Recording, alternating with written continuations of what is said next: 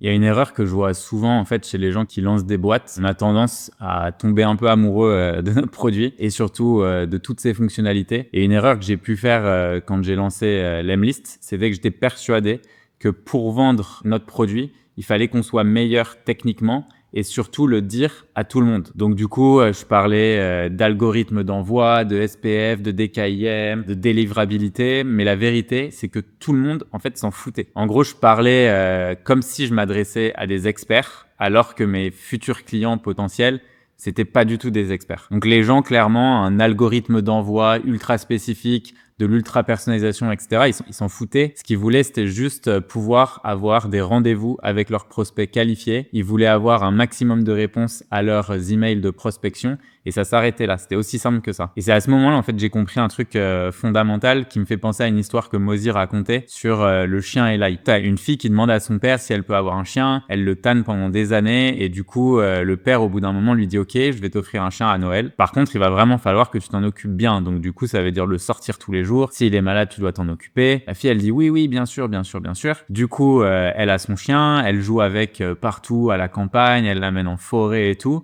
Et elle rentre un soir et le chien, il est pas bien, il arrête pas de se gratter. Et du coup, elle se rend compte que le chien, en fait, il a attrapé des tiques. Du coup, là, elle décide d'aller voir sa grand-mère et elle lui dit Mamie, regarde, le chien, il a plein de tiques, je vais me faire engueuler par papa, qu'est-ce que je peux faire et tout. Et donc, la grand-mère, elle lui dit en fait, si tu veux que les tiques s'en aillent, il faut que tu donnes de l'ail à ton chien. Donc là, la petite fille, elle décide d'écraser de l'ail comme ça et de le foutre dans la gamelle du chien. Mais le chien, il en mange pas, tu vois. Donc elle retourne voir sa grand-mère et elle lui fait « Mais mamie, j'ai voulu donner de l'ail au chien, mais il la mange pas, il le laisse dans la gamelle, donc comment tu fais ?» Et la grand-mère, elle fait « Mais attends, tu lui as donné l'ail comment ?» Je l'ai juste écrasé et je l'ai foutu dans la gamelle. Et du coup, la grand-mère, elle lui dit c'est normal, personne va manger de l'ail comme ça, c'est dégueulasse. Du coup, elle lui fait mais écoute, ce qu'il faut que tu fasses, c'est que quand tu as écrasé l'ail, tu le roules un peu dans le jambon et après tu le donnes au chien. Et du coup, la petite fille, elle prend l'ail qu'elle avait écrasé, elle le fout dans un petit truc de jambon, elle va voir le chien, il voit le jambon et du coup, il le bouffe.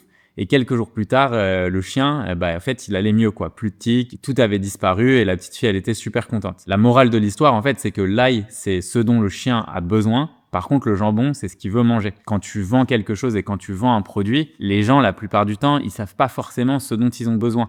Par contre, ils savent ce qu'ils veulent. Donc moi, ce que je voulais vendre, c'était un algo ultra puissant d'envoi, une personnalisation inégalée, du multicanal. Mais en fait, ce dont mes clients avaient besoin, c'était d'avoir des réponses à leurs emails, de générer des rendez-vous avec des prospects qualifiés et surtout d'accroître leur chiffre d'affaires. Et c'est à ce moment-là en fait que j'ai totalement changé mon approche du marketing parce que je voyais que la conversion, elle était pas du tout là et que ça se passait pas forcément super bien non plus en démo. Et j'ai arrêté en fait de parler de toute la partie techno derrière l'Emlist, tout ce qu'on avait pu faire sur les algos d'envoi, la délivrabilité, faire en sorte que les emails obtiennent plus de réponses, etc. Et j'ai simplifié la communication en disant envoie des emails qui généreront des réponses de tes prospects. Pour les gens, en fait, c'était clair parce que c'est ce qu'ils voulaient. Et derrière, après, moi, je pouvais leur offrir la bonne solution puisque tout l'aspect technique allait résoudre le problème qu'ils n'arrivaient pas à résoudre avec les autres concurrents. Donc une fois que tu as en fait réussi à gagner l'attention de ton prospect par ce genre de phrase assez simple et ensuite leur confiance, c'est beaucoup plus simple de leur donner ce dont ils ont vraiment besoin. Donc là, à ce moment-là, on les a éduqués sur comment écrire des emails qui obtiennent vraiment des réponses, comment faire un setup afin que tes emails arrivent bien dans l'inbox et pas dans les spams. Et enfin, après, tu peux toujours montrer des fonctionnalités beaucoup plus avancées quand les gens ont pris en main l'outil et qui comprennent la valeur que ça va avoir. Mais dans un premier temps, il faut avoir ce qu'on appelle le buy-in. Donc, il faut faire en sorte que les gens te fassent confiance et qu'ils comprennent que ton produit, ton service, c'est la solution